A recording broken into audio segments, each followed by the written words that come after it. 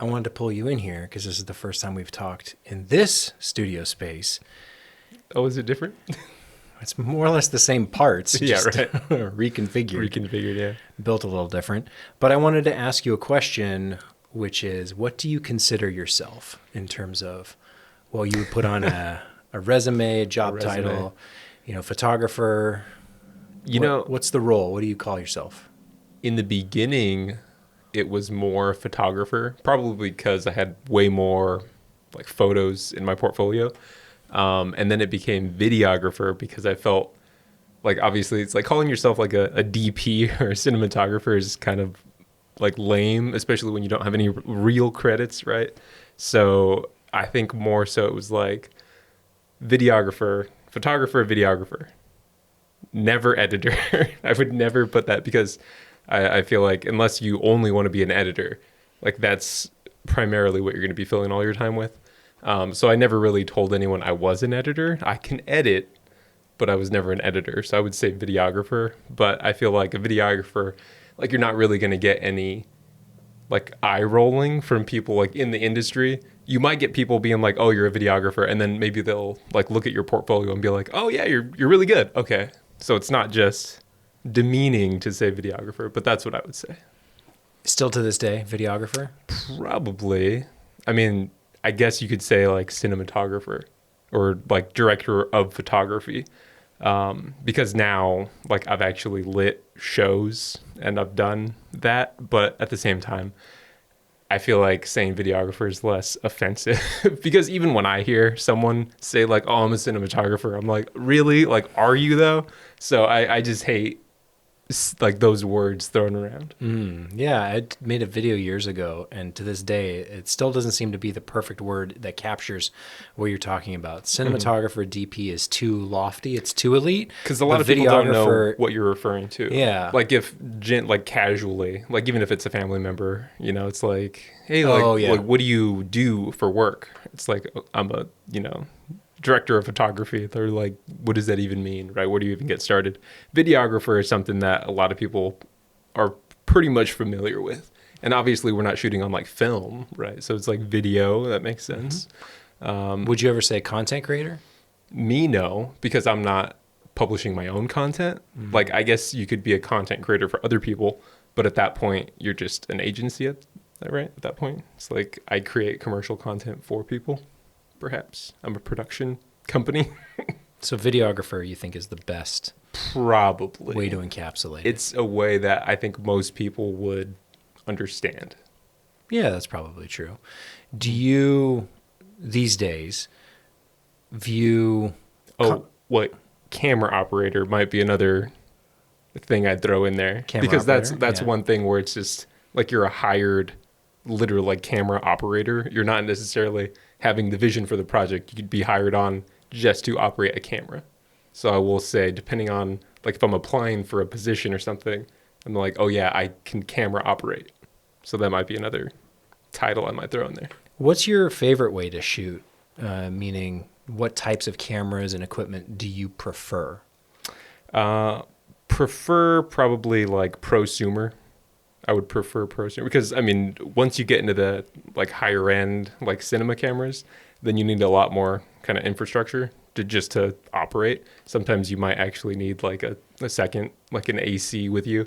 But I would say yeah, prosumer, something that you can pack in a bag, which most higher end cameras now they're built a lot more compact. So like very nice full frame camera packages like an FX6 or something like that. It can be you know compact once it's kind of like broken down, but of course you've seen those camera packages built out and they're huge. So something to be able to run the camera, the monitor, it's like you're gonna have like a larger battery if you don't want to switch them out all the time. So I would say yeah, prosumer camera package, something that's easily run and gunnable. So smaller than an FX6, or Ideally do you think an smaller. FX6 is prosumer? FX6 is definitely, yeah, I guess prosumer still. It's technically like a cinema camera, but at the same time, most people that I've seen using those are not maybe taking the time because it's built like a run and gun camera, right? So it's like what are you really doing with it? Or like, are you making films? Like you're setting like every scene is lit specifically, or is it more like docu style? So yeah, I mean FX6 might be like the largest camera package because there was a time like these cameras are Ursa minis. Those are huge. They're very big cameras, and even just the batteries By today's alone. standards. At the Yeah, by time, today's they were standards, mini. yeah. Yeah, yeah. Now they are They're maximum. huge. Yeah. Yeah. So it's like these kinds of cameras are way too big and bulky, I would think, because having traveled with these, especially like the V mount batteries or like the gold mount batteries, they're just so big and bulky. Like once you start actually like having to carry them with you, it's like a whole bag dedicated to just batteries and accessories. So yeah, it's like having something where like we've shot on Micro Four Thirds cameras for so long, and their batteries are, you could fit 5 of them in the palm of your hand, and you'd be good all day. And obviously, we have new, battery solutions that allow us to work like kind of seamlessly, but still without the camera overheating. We still shoot 4K or more, up to 6K, right, with certain open gate. So it's yeah, I don't know.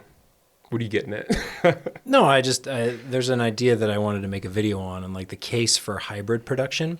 Because for as much as, like, we operate in this really weird in-between space that Yes. is still being carved out, I feel like, for a lot of people. There's always obviously the traditional Hollywood filmmaker, even video production, even videographers who use high-end, super high-end premium stuff, red Komodos or Arri Alexas or whatever it might be, Sony, the FX6, the Burano, whatever.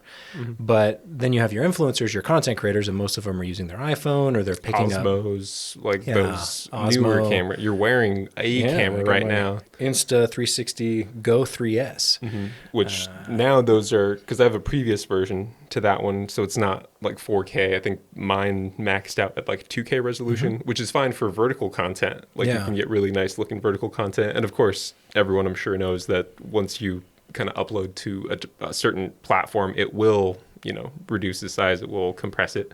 So getting the most resolution possible is great. And on those, yeah, like the newer versions, you get 4K, so you can shoot, I don't know what you're planning on doing with those, but I'm assuming you're going to shoot both content, right? Vertical and horizontal, potentially. For this, it's primarily meant to be just mostly behind the scenes. So I'm targeting 16 by 9, but there is a mode on here where you can shoot open gate. Yeah. They call it frameless or something. There's some Nice. terminology they use where it's basically uncropped. But yeah, like we operate in this weird in between where we're doing the hybrid model, being content creators of all shapes and sizes.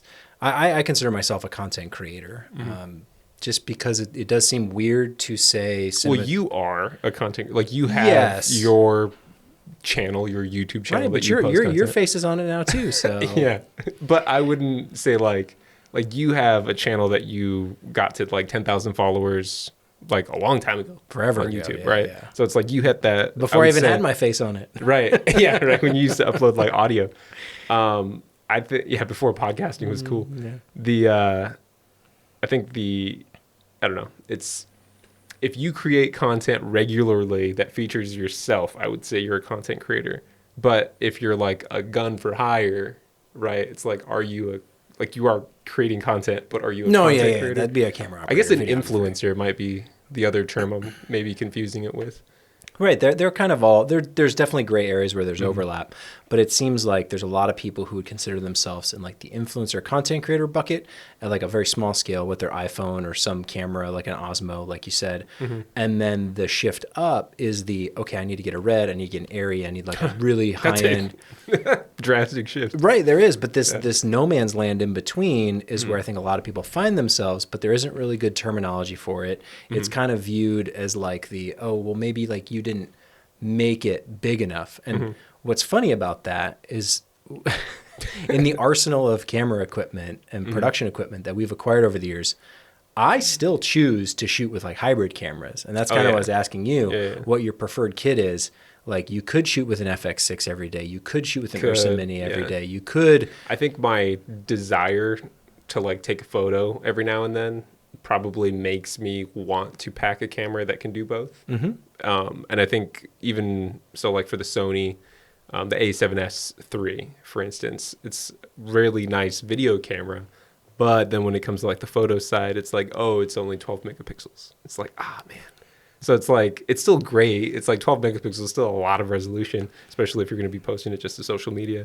But for some reason in my mind, I'm like, oh man. But if you're shooting, Lumix, Micro Four Thirds, you can shoot great 4K video and then get a 25 megapixel photo. right. So it's, you're juggling a lot if you're a nerd, I guess, if you're thinking about like, oh man, I want the most resolution for photos as well, because we take thumbnails, right? You do the photo, like the video, and then you take custom thumbnails, which, I mean, we could talk later about you had a video perform really well based on a thumbnail that the YouTube algorithm picked Oh yeah, we should talk about versus that. Yeah, you spending the time to take a intentional yeah. photo.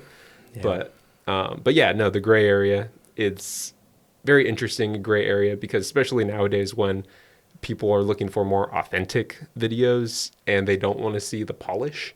So we live in this weird middle area where it's like, that looks really nice, but it's not quite, cinema level because of the dynamic range or whatever it could be that somebody could see potentially. But in a controlled environment, like we've done a lot of shoots where we're using the Micro Four Thirds system that has, less dynamic range, but in a completely controlled environment, you can't tell if it's, a full frame camera, if it's you're shooting raw or not. It just looks good. So depending on, again, the environment, we pick the right tools for the job. If you're going to fly a camera overhead, even in like the cinema world, if you're Hollywood movie making, a lot of, crash cameras, those cameras, you're not going to put the best camera in that position. You're going to put a camera that looks pretty good for a couple seconds, so it's like not every camera needs to be the highest end camera. So what's your favorite kit right now? Currently, I'm still rocking probably the most footage I've shot recently was probably A7S III, but GH6 probably right next to it. Which one is your favorite between the two?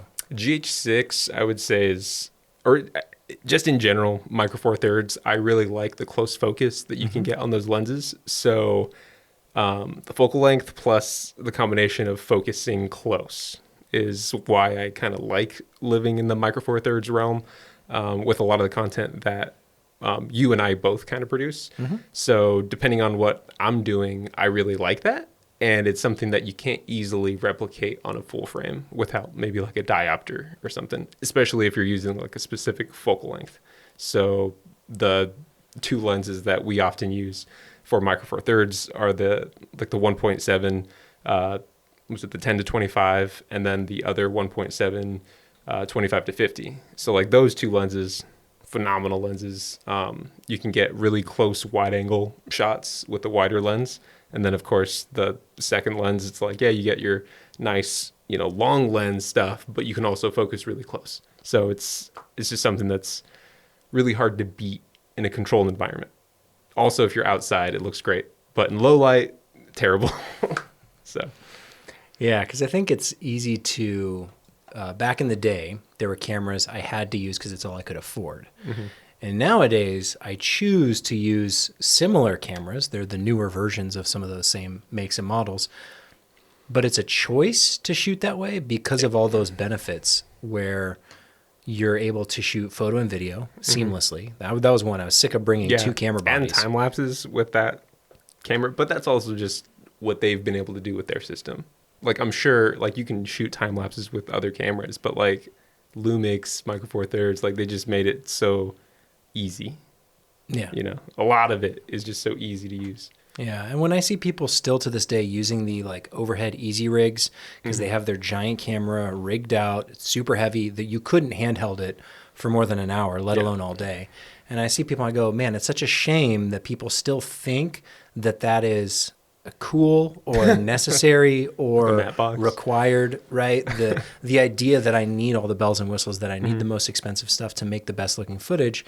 And meanwhile, you can do actually more with a Micro Four Thirds camera or a full frame hybrid than you could ever do with these other cameras. And yes, they might win in certain points of like dynamic range or resolution or raw, shooting. But when you consider the whole, like we were saying, the right tool for the job, when you're looking at a more like holistic, comprehensive approach of how long can I shoot, how quickly can I shoot in this world of content creation? Because it's not It's about how many shots can I get in the shortest amount of time is Yes. really what Right. we're after usually. Right. It's never how can I make the one clip, like spend a whole day to make one clip look good. Like, yeah, you can do that for a commercial or something really high budget. But even most commercials nowadays, they want the authenticity. They want it to feel genuine and relatable, like a real person made it. Yeah. I don't know if you've been to the movies recently, but it's becoming more and more of a trend where the Hollywood productions are so controlled and so, they spend all this money having it perfectly lit to the point where it doesn't even look as good anymore. There were some comparisons between Gladiator and Gladiator 2 that I saw where, and I haven't seen Gladiator 2 yet, so I can't speak fully on it, but just the idea that like I could never blow out a highlight, right? So it just got to be the most dynamic range, super flat, and it makes it actually less interesting. Yes. For some people's taste, other people might like that. Yeah. But I watched Wicked, and kind of same phenomenon where I don't know if they're using the volume or how they're producing it, but there's not a single, like even the specular highlights aren't blown out. Yeah. It's everything is contained within that dynamic range. And everything's kind of flat and kind of washed out. And granted, it could have been the screen, That was the theater. the style. So I've heard they wanted to make it fantastical, but also based in reality, which is why it looks matted. And It is not very, saturated. it looks very matted. But I think that's also a trend across the board. TV shows are doing this now. Movies are doing it where everything is contained within the dynamic range. Yeah. And nothing can ever be like dark and I shadowy. mean, ideally, like that's what you're going for, right? Ideally, because you're like, oh well, my human eye can see so much shadow detail, and also like remain, the highlights are also there. But also, you've squinted before, like you've definitely squinted before. So, like seeing something that's blown out, it has to be like, in my mind, it's just the highlight roll off is all that matters, right? So depending on the camera, it's like, does the camera have a nice roll off to the highlights? And if so, you can definitely blow stuff out. It just has to have that nice roll off because, it's like when we use, the GH4s, for instance, in a very like high dynamic situation where it's like, the light's coming through the window and you're trying to expose for something indoors. Yeah, it does look bad because the point at which the shadow meets that highlight, it just looks like the image is just destroyed, right? So it looks bad. Like objectively looks bad. But depending on the camera you get, the higher end cameras, the roll off looks nicer. So it looks natural.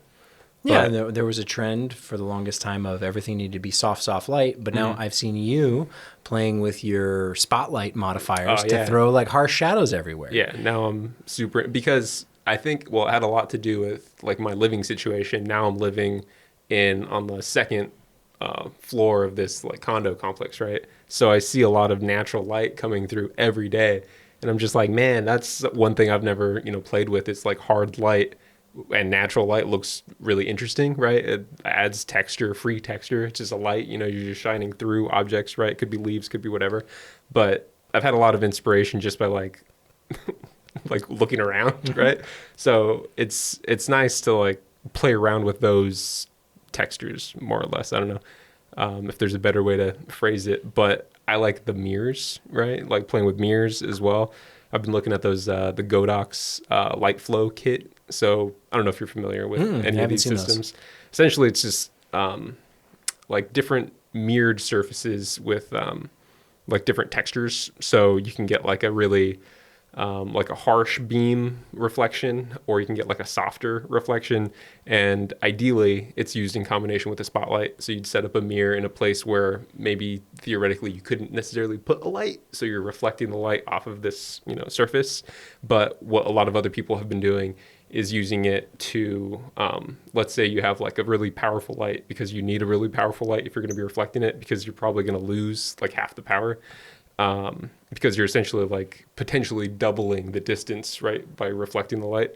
So using the reflectors outside to shoot inside, so you're getting a more like natural light fall off from the panel, as opposed to using a light with a cone. Because if you have a cone, you can kind of see the edges That's why like spotlights have those little like shutters, so you can actually control like the edges of it, so you don't have like a weird fringe.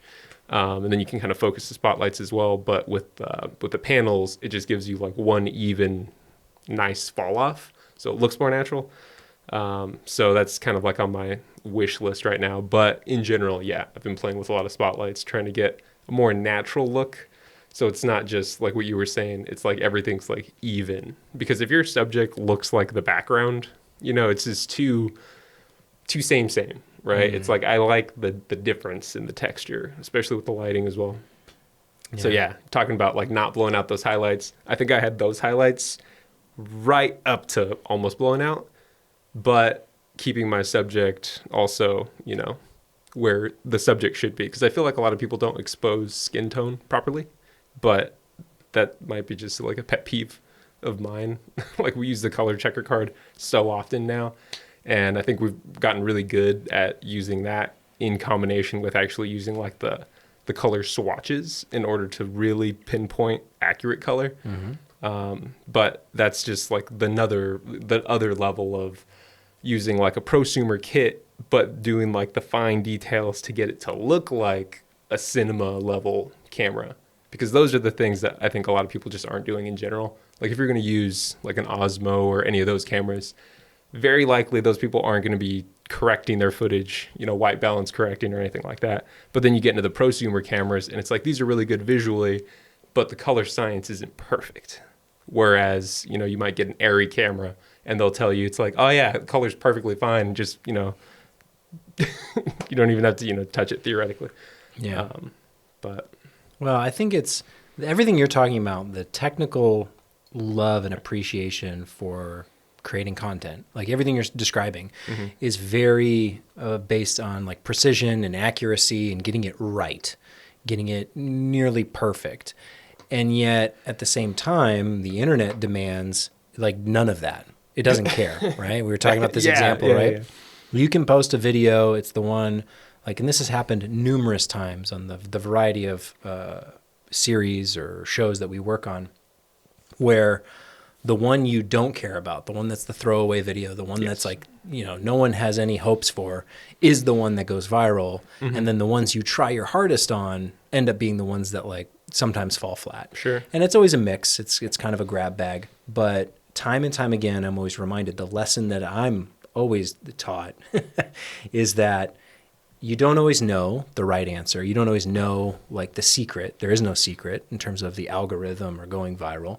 You just have to create and produce and make stuff and see what works. And then you kind of like learn and adapt for the next go round. You try again later. And there will always be the thing that you publish that surprises you of like, what? Like that one? That's the one that everyone likes? That's the one that gets recommended? The case in point is this recent example where it like I didn't do a custom thumbnail. It was like a 10-minute like clip, just someone talking.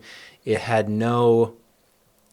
there was nothing about it that was special or like, yes, that's the one. Damn, but it was just like, it was just a video. It was like, okay, we'll publish it, put it out there. And sure enough, like out of all like the recent like 10 videos, that's the one that gets picked up. And and it's not for like a negative reason or anything like that. It's just the nature of the algorithm. It just picks it. And so that balance is where I think like I want to make more content talking about what you're talking about, which is the technical precision, but combining that with like the creative freedom of just like doing something. Because I even think back, like obviously now, I think the biggest YouTube channel is still Mr. Beast. And obviously those productions have scaled, but when he was first like kind of pushing the bounds of like what it meant to go viral and like doing some of the like who can leave the circle last. It's just him and his friends at a park, still getting millions of views, shooting with who knows what, probably not a Red or an Arri, it was just some camera, maybe even a camcorder, I don't know. But like that, the side of the equation that's just like be creative, have a good idea, make good content. I don't want that to be the only thing people chase, because then they're using the Osmo or their action camera or the GoPro or their iPhone, not understanding why their footage looks bad. But like they're still going viral, so it's like all the incentive is there to like just keep doing what they're doing. And I don't want the more filmmaker side, the Hollywood kind of component of like the technical expertise to be lost in this change because there's no incentive right now to, get your color right, like you're talking about getting your exposure right, like making these choices because that world is shrinking from my perspective. Oh, for sure it is, yeah. Right? People are talking about how Hollywood is dying, the people in LA aren't getting jobs. Everything's moving to influencers and content and just make as much as you can. And there is a way to do that while still embracing everything you're talking about. And I feel like we're one of the few teams or sets of people that have been able to bridge that gap and say, we want to make content that people actually watch and consume, whether it's in their feed or in the algorithm, it doesn't matter. But it still kind of adheres to this like aesthetic that is quality and is good. So when you see it, you're not like, oh, that's just another random TikTok video. So the project that we were working on recently, where I was playing with the spotlights in the background and everything, I was going for make it look real, right? It's not like I was trying to make it look fantastical, right? It's like I'm not trying to make it look like Wizard of Oz. We're not trying to, throw random colors out there.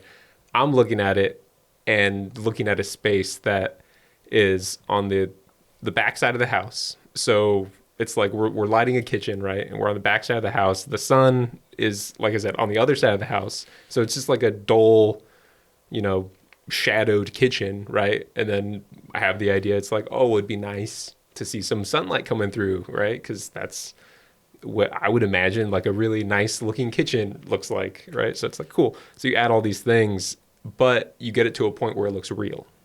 You're not trying to overly light it because you don't want it to look fake, right? So in my mind, when I look at it, I'm like, this looks pretty natural. Like, obviously, it's more than a typical, video because shallowed up the field. Like, you still get the higher end look, but the feel of it, at least I was going for, was more natural.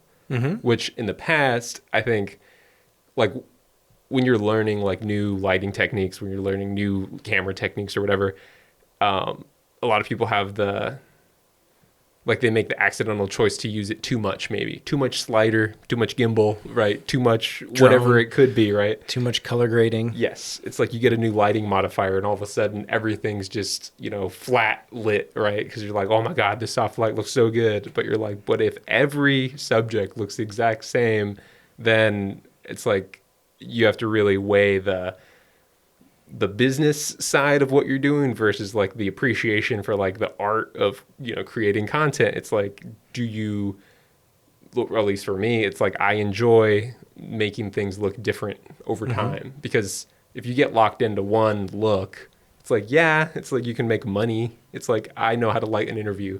I have a 3-point lighting setup or whatever, it's like, cool. You can take that and run to the bank if you want, but are you going to be fulfilled, as a creator of this thing that is art? When people comment on our videos, very few that say like, oh man, this looks cool, like this looks nice, whatever. Most people are just into it for the subject matter, which is fine, but the very few people that do appreciate like the level of like artistic touch that we have on it, I think that's really nice.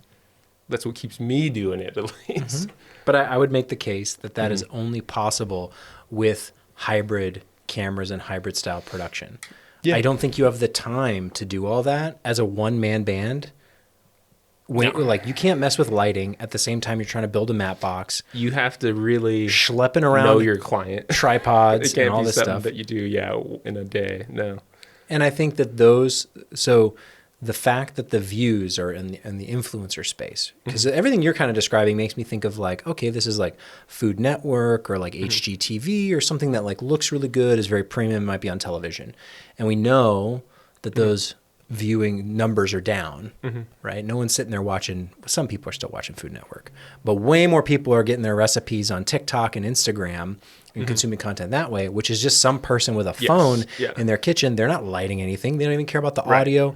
They just hit record and they go. And so that chasm in between those two ends of the spectrum is where I think we operate. But I'm like looking around and like, there's not a lot of other people here who are getting their color right, who are shooting it, but they're doing it in this like hybrid way. They're the moment they say we're stepping up and we're making an effort, it all of a sudden the budget explodes. It becomes 10 people on set. They bring out the the grip van and all, they're schlepping gear around, and it takes way more time. It's more expensive, and at the end of the day, they make something that people don't even watch, and so it again falls flat. And they go, "Well, we're not doing that again. Right? What a waste." And so, like the threading this needle of teaching people how to make high quality content, but in a way that still is fast, efficient, all those things, is interesting. But I feel like a lot of people aren't receptive to it because it's again maybe seen as like. I mean, I think this is the way, like, maybe we've always been, where it's like, this sounds egotistical and pompous, but like a little bit too new, a little bit, it's like no one else is doing it that way, so you must be doing it wrong. And we're going, no, like this was the case with OpenGate. I know this for a fact. Okay? Oh yeah. not to mention, my YouTube channel I started just doing audio, but like OpenGate. Okay, we were talking about shooting OpenGate, I think in 2018. For recipe videos, because we had to make them square, we had to make them 16:9. Vertical wasn't even a thing at this point in time. It was square videos on Facebook, and working through the problems that it presents, because this was a team of 15 to 20 people at the time who all had to be on board with this idea. Everyone going, well, no one else is doing it. We'll just crop it. We'll just shoot 16:9 and crop it. Why is that? And it's like, no. Like, just trust the plan. We shoot at OpenGate, and it'll give us so much more flexibility. No, that doesn't. I trust me. You're not losing anything. We are only gaining. It only makes sense. It only makes sense. And then this transitions into like 2020, where we're doing TikToks, and 2021. It's okay. We've got to be on every platform. Yeah. We need vertical now. We need square. We need 4:5. We need 16:9. Yeah. Mind you, we are starting to do this process of shooting OpenGate, delivering videos, the same video, the same edit, just in different like formats, vertical or horizontal. And people would ask, how are you doing the vertical versions? Are you shooting on your phone as well? Because that's the right way to do it. Well, no, they were just confused. I remember there was a point in time where they were like, how did you do this? Because we would have like extra footage like on the top and bottom that wasn't in the horizontal. So they're like, if you crop this, you must have had your phone next to you, and you must have shot with your phone, and I know how you did it. Just like, no, like, I just shot with the one camera. So you shot it twice. You shot it once. So you shot it twice. It's like, oh my God. So now, even to this day, OpenGate is not fully understood or embraced by most people. They still look at it kind of a foreign concept. But there's more and more people who are wise to it. There's a lot of more people doing it. Came out. Right. With OpenGate a few years ago. And it just comes down to marketing and educating people and saying, okay, this is what you need. But that entire time, when we were like too early to the feature, to doing it this unconventional way, and people looking at you like you're crazy and going, you must be doing it wrong. It's like that over. That's not native. It's vertical is only native. Yeah. You have to shoot it natively on your phone. If you want a viral TikTok, you have to shoot it on your phone. Yeah. And so to always be up against that pressure of like, we're like, me and you are pushing each other forward. You're trying new stuff. I'm trying new stuff. Like, okay, how do we keep this ball rolling? And it's always the pressure and the resistance of kind of the industry, the world around you going like, you're doing it kind of wrong. Yeah. But the moment we get too comfortable and we just do it the way we're always done it before, that's the moment I feel like it dies. Because then you're that guy, and I remember this, and I won't ever be this guy. Where like I walked into one of my first jobs, and he was telling me how like the DVX 100 was like the best camera ever, and I perfected the color with the DVX.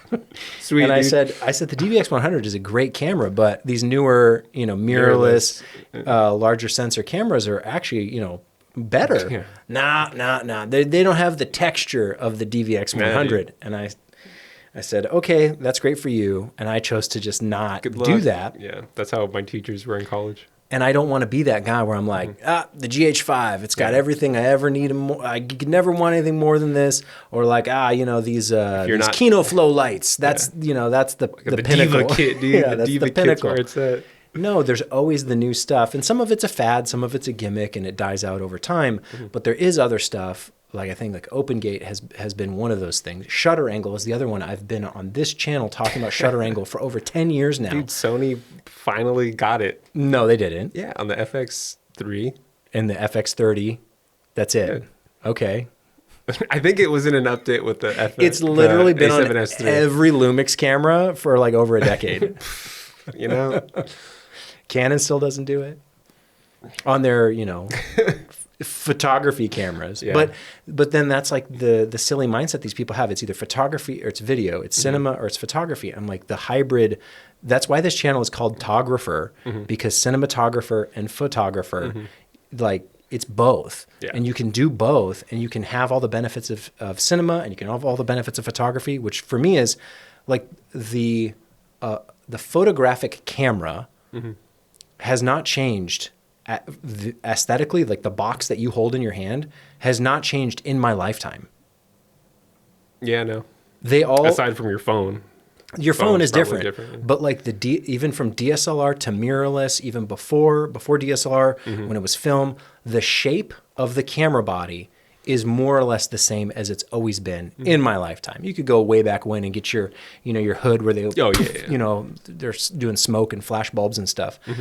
But in my lifetime, because why would you change it? It perfectly fits works. in your hand.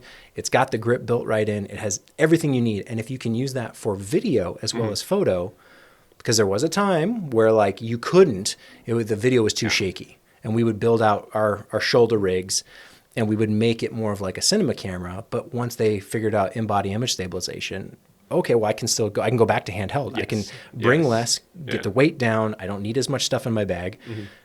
You just keep trimming down. And I think there's still this weird mindset that like, no, rails, a matte box, like giant cinema lenses. Still some people out there that like these big old lenses, like, oh, I need that. But it doesn't autofocus.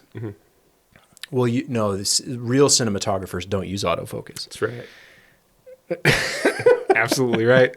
100%. And then it's like, and then you're doing an interview with your subject, and it's like, don't move, because if you lean forward, it's going to go out of focus. Yeah. And there are a few people who can handle the mental weight of like not moving while they're talking, but most people, you just sit them down, you say, hey, just be yourself, talk natural. And now that you have like eye tracking, it doesn't matter. Oh yeah. What direction, the best thing ever. Yeah. And so there's like all these advancements that in the past were like limitations. Hey, don't move. Hey, I can't do this shot because I don't have the right equipment, or if it's going to take us like 2 hours to build the thing. And now with hybrid, you can do anything like on demand.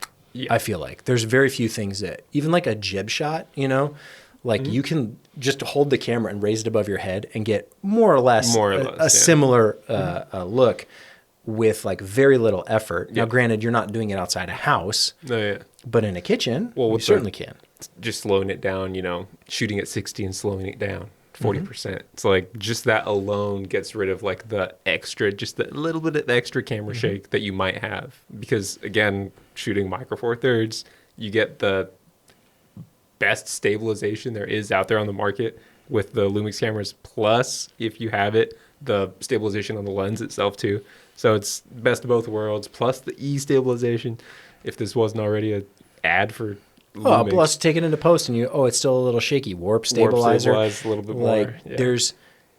Plus the expertise you have just from knowing... Holding the camera, because obviously it's like starting out, it's like you have a camera with no stabilization and then with stabilization, and then you start to learn what it feels like to operate a camera with stabilization. So it's like you become better of an operator, which is what I was kind of going to say earlier when you were saying like this one video that I didn't really try that hard on, but also like maybe subconsciously, like I tried the hardest. All this, knowledge, you're just like, well, yeah, it's like 20 years of experience went into this video. It's like a pro basketball player, shooting hoops in his backyard is probably going to make, 99% of his shots, not even trying, right? It's like he's not in a game, but he's just like, this is just this is just proper technique.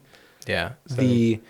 The thing that I'm always reminded of, and I would encourage anyone listening to just know that there's no secret. You're never going to read a blog post. You're never going to watch a video that tells you this is the secret to like how to go viral. Because if there were a secret, everyone would do it, and it wouldn't be a secret anymore. Yeah, there's no secret for viral. There are best practices to set your content up for success. Like I'm pretty confident this channel will never be like a 1 million subscriber channel, because the nature of what I talk about, what we're talking about, doesn't resonate with necessarily 1 million people. No, we're not talking about the we're not talking about something that that Is encompasses it's universally. intentionally Yeah. super niche to the point where, like, if I make a video about Lumix, like that's what people want. If I Yeah. make a video about editing, nah, people don't want that. If I Right. make a video, and I know that, and it's fine, and it is what it is.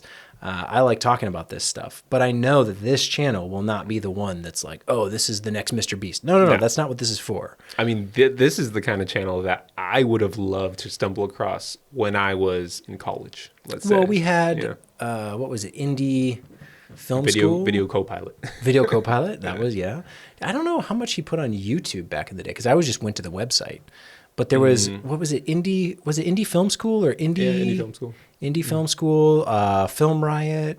Film Riot. There's a few of these channels. I think Film Riot is But still not kicking. like a podcast of people like talking about how they got to that process or how they got through this, difficult thing.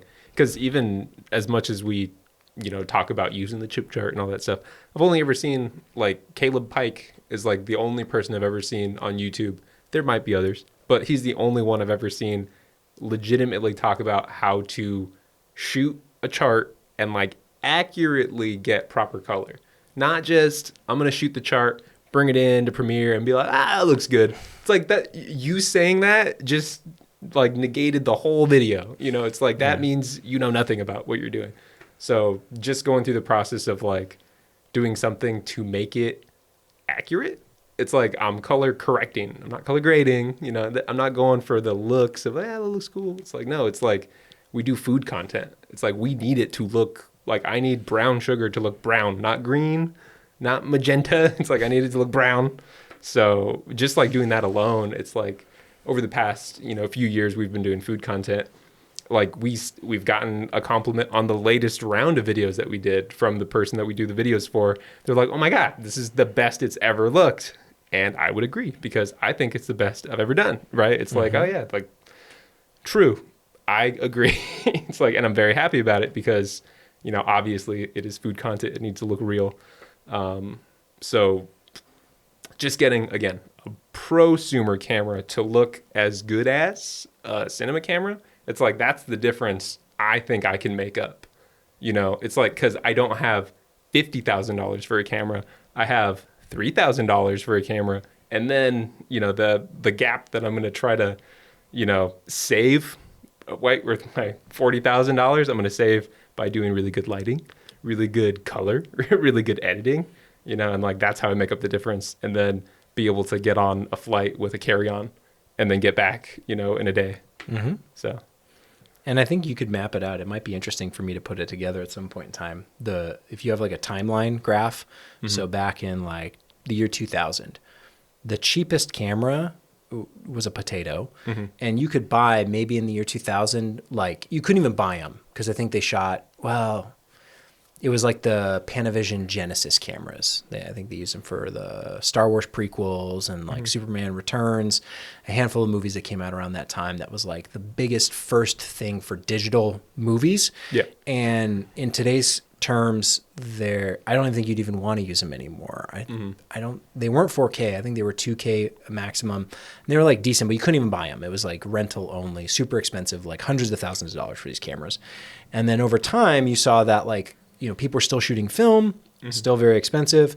And then like Red comes along and they're like, hey, we're going to shake up the industry and it's going to be, you might, for like a decent Red kit after the Red one with the Epic, around that time, it would maybe cost you about 50 grand to have like the premium cinema, maybe even 100 grand. If you're all in, To have all the red mags and all that stuff. Just to have everything. And you're spending, and that was like cheap at that point in time. It's like, wow, what a bargain. Yeah. Like $20,000 for a fully built cinema rig. And as the time has gone on, the elite cinema prices have come down. You've got Arri keeping them inflated. You've got Sony making, high, like the Venice cameras and stuff. They're keeping those prices up. But that target price of what is like sought after has been coming down. Oh my, like the Komodo, the red Komodo is like $5,000-ish for the body. And then with lens mounts that people already have, you can throw your EF on there, whatever. So it's And you've got the new Blackmagic Pixis, I think is $3,000. And that's like bottom of the cinema market. Yeah. But even the top is probably what's the Burano, 30,000, Yeah, I think, yeah, 25, something like that. I'm just talking about something with a global shutter, Oh, for sure. instance. Something that people would assume, or people would say, like, a global shutter for me is like the bottom end for a cinema camera, because like that's why I would get a cinema camera, is for global shutter. At the same time, you've got the cheaper prosumer, like what used to be a potato, is like, hey, now the GH1 can do 1080p. Hey, the GH4 can do 4K. And it's like, you know, $1,000, $2,000. And those lines are converging, right? Where the features on the cheap cameras get better and better and better, and the price of the best cameras comes down, down, down. Yeah. And there's going to be like a point in the future where it just is one and the same. Oh yeah, It'll be like AI, automatic color. It's like, sweet, thanks. maybe until there's some new technology. But for as much as Apple will push like, oh, you can shoot a commercial with your iPhone, like no one's doing that. No. No one's gonna like, oh, hey, I need to take a call, let me just take the camera real quick so I can go take my phone call. No, if you bought an iPhone just to shoot movies with, there's better choices. Yeah. Just because you can do something for doesn't mean you TikTok should. dances, perfect. Yeah. So I wonder what that point in the future is going to be, what price point it hits, where like the expensive stuff and the cheap stuff is more or less the same. And then it does come down to what's your skill, what's your experience, how do you use the tool? And if you're coming with all this baggage of like, well, you need 10 people to make a movie, and you go and try and make a TikTok with 10 people, Yeah. it's so overkill. It's like obviously a bad idea, and yet people still do it. Yeah. And then on the flip side, that doesn't mean that you have to be like all by yourself in a bedroom dancing to make like a good TikTok either. There is the gap between the two where you can do what we love, and I imagine the people listening also love, which is like, I want it to look good, I want it to sound good, I want all these things, but it can also be as easy as pulling out your phone. Because now, like my kit's that way, my S5 Mark II, like I just take it out of the case, I put a memory card in it, and I plug in a battery. Right. And that's all I do for the most part. It does change from time to time if I need to switch a lens or whatever. But it's about as run and gun as I've ever been. Yeah. And yeah, I have a microphone that I hook up from time to time, you know, but it's very simple. Yeah. It's not any harder than shooting on a phone. I mean, when you say microphone, like adding a mic is something that on a lot of shoots, that was like the first person to go was the audio guy, because microphones got to a point where it was like so convenient to put a microphone on somebody and have it wirelessly transmit straight to the camera. Sounds amazing. And it's just like, oh, I guess we don't really need a whole person dedicated to monitoring the audio, especially nowadays when it's like coming out with like the 32-bit float and everything, where it's like you can't even clip it. It's like, okay, sweet. Even more of a reason not to have somebody monitor audio. So yeah, it's like audio got there pretty quickly. When is the visuals, when are those going to catch up? Because something about, I don't know, at least cinema, a lot of people look at the glass because the glass has the character, right? It's like, I'm shooting anamorphic, I want the cook look, there's something about the lens, the focal length, the decision making process. It's like, I want it to look a certain way, right? But with an iPhone, it's like, it has 8 lenses on it, whatever, you keep putting lenses on there. But what kind of look are you going to get from the iPhone? Yeah. It's like you're going to get the same look as everyone else. Well, we're now entering the phase of big budget Hollywood and television production that has all the people now working there who, trained on DSLRs, on the 5D Mark II and stuff. And you see it in the content. And now it's becoming more and more of a cliche or a complaint online. I don't know if you've seen this. People complaining about how shallow these movies are. Like to the point where... Dude, I saw Interstellar and I was like, this is it. This is the max cinema has got to offer for shallow. But even that, field. Interstellar's, I think, 10 years old maybe at this point. Oh, yeah, but that's what I'm saying. 10 years ago, I was like, we've gone too far. And we've gone further. There's I guess TV Social shows. Network was probably one where I was like... A little too shallow. There is a phenomenon now where TV shows and movies are so shallow to the point where they're even like blurring like half the frame to where there's like a grain of sand is in focus. And regular everyday people are catching on, going, this is all awkward. blurry. Did It's you all see? blurry. It was maybe 2020, 2019, maybe 2018. NBA, they had like a gimbal operator with like a 50 millimeter, like 1.2 out there filming people. And it looked like a rendering of like, is this a video game? Like I can see the player and I can see nothing behind him. It's just blur of color. Just bokeh. Yeah. Yeah. So, and then NFL had that too, which, I saw some wacky shots one year yeah. during the NFL where I couldn't tell if it was doing what the iPhone does, where it's like a Yes. fake depth, Yeah. or if it was real. It But was I was real. watching it, and of course, it was on someone's household TV where they had super Oh, motion yeah, on, like 60, and 60 it frames just per looked second. so wacky. Yes. And I thought, like, we don't need this. No. If you look at like the classic movies that everyone loves and like, oh, look how good the cinematography is. It's shot at like 5.6? a 5.6, yeah. Yeah. There, you can see the sets, you can see the costumes, you can see what hair and makeup does. Like you see all the parts involved, and it looks good. It may be shot on film, but like there is that balance between like having the shallowness that like gives you that feeling of quality and like, ooh, it's smooth and creamy, versus like, oh, I'm just chasing this weird aesthetic because I'm some kind of like lens fiend, and oh, I want to just shoot it like a 1.2, and you go, It's like there is that. people don't actually enjoy this. No. But there is also the other side of it, which very rarely do you have control over like so much space where you're allowed to have everything in focus. Because there's a lot of times where like you're shooting shallow because you're like, I really don't want to see the background. So like I'm choosing to shoot shallow, maybe not, razor thin, but like shallower, because yeah, if you're shooting open, then it's like for our instance, like we might be going into a situation where it's like, I'm just here to shoot B-roll. This place is a mess. It's like, I want to focus on what's here, not what you got going on in the background. So like, it's like on a film set, right, where might be like Indiana Jones, right? And it's, yeah, like when they have the budget to do like a whole town square and like the art department goes wild, it's like you're going to want to see all that. So like that's another reason why they shot at like a 5.6, for instance, because it's like, well, I want to see the world. Like I want to put this person you're watching like come into this world with me, because if not, it's like, where am I? You're only seeing somebody's pupils. So isn't that kind of strange though, to take this back full circle and wrap it up, that Mr. Beast has more in common cinematography wise as Indiana Jones than like some of the new movies that are coming out? Because Mr. Beast, what's the point? To see it, to see the people, to see the challenge, to see the scale, to see the spectacle. So in this weird roundabout way, by no one's intention or design, you have YouTube content creators making content that is more cinematically pleasing in some ways, not necessarily the lighting or the color grading, but just in general, what people want to consume with their eyeballs. Yeah. They're happily watching YouTube content creators who are just doing their best to make it look and sound as good as possible. And yet we have Hollywood with the biggest, most expensive budgets, It's blurring everything they've spent their money on. Yeah.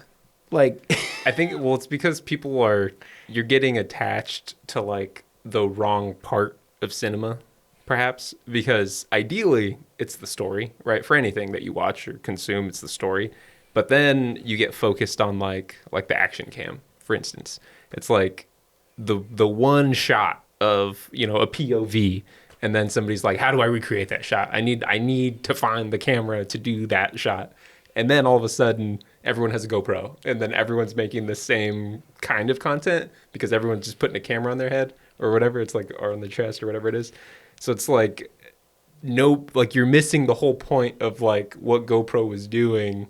Maybe it's like, obviously the marketing's to get you to buy the product, but it's like when you watch like some of these videos, it's a story. It's like, it's got a beginning, it's got a middle, it's got an end. It's not just the one shot that everyone's like focused on.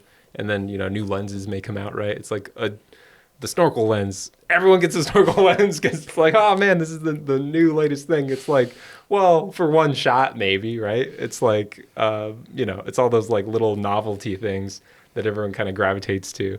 But it's, being able to use all the things, which now it's like really, really nice being in a place where we have a lot of the tools in order to just pull from, instead of like, oh, I just got a spotlight, I'm going to use it for everything now, versus it's like, okay, now that I've had a spotlight and I have all these other modifiers, I can choose to use a spotlight, or I can choose to use this thing because it's necessary, not the new thing. Yeah. I wish there were more people who saw the light, as it were, like woke up from the matrix and realized like, oh, I can do all the things that I love and be successful at it in a way that isn't chasing, I don't know, the aesthetics of, well, I need the most resolution, I need the most dynamic range, I need blah, blah, blah, and spending all this money and thinking you need to work harder. You can do all that in an actually like pretty simple, easy, because the technology is there. To at a point where like the price points are there, whether it's Lumix or Canon or Sony or Nikon, I don't really care. I personally shoot Lumix because I think there's added benefits to having those cameras, open gate and shutter angle being some of the biggest. And yet there still is, whatever reason, this divide of it's either on an iPhone or it's on a Red. Or it's on an iPhone or it's on an Arri. It's on an iPhone and it's a TikTok. It's because or you're buying a Burano and making a movie. Yeah, like you're describing what you said earlier. It's like nobody chooses to live in this middle ground because people are like, usually it's like a temporary stepping stone because it's like, oh yeah, like I had an A7S3 and then I became a cinematographer. It's like, yeah, I used to shoot on that back in college or whatever. And they don't realize how much extra baggage they're taking on. So not only is it more expensive, but just the time and the effort. And granted, there are still productions that you have to fit that mold to get the job. So I don't begrudge anyone for doing it, but it's more of like the mindset of, oh, well, you need these things, X, Y, and Z to be professional. And I go, you don't need heavier batteries. You don't need more expensive lenses. You don't need bigger, more cumbersome, heavier camera rigs to be professional. You can actually do it with very little. And to like, to go up that hill and just to come back down it, right? Yeah.